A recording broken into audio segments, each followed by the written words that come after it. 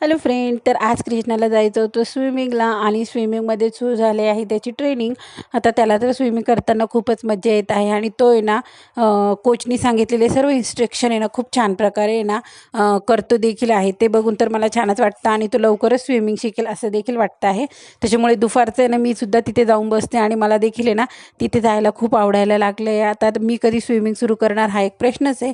त्यानंतर आलो आम्ही घरी. आता सकाळी ना स्वयंपाकामध्ये छान अशी भाजी वगैरे करून घेतलेली आणि एका बाजूला आहे ना थोडीशी कृष्णासाठी मॅगी वगैरे देखील करून घेतलेली होती. आता घरामध्ये बराच असा पसारा आवरायचा होता, कारण आईंनी काढले होते थोडेफार भांडे आवरायला. त्याच्यामुळे पीठ वगैरे सर्व वरतीच होतं आणि खूप असं गरम होत होतं.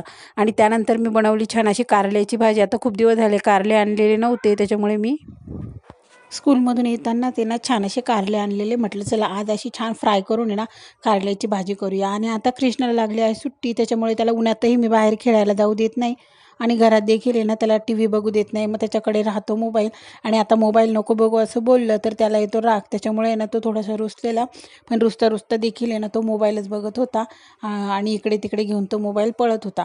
फायनली ना संध्याकाळची वेळ झालेली होती आणि कृष्णाची फेवरेट अशी पावभाजी बनवण्याची त्याने फरमाईश केलेली. मग काय आम्ही पाव वगैरे आणि बटर घेऊन आलेलो आणि छान अशी पावभाजी बनवली.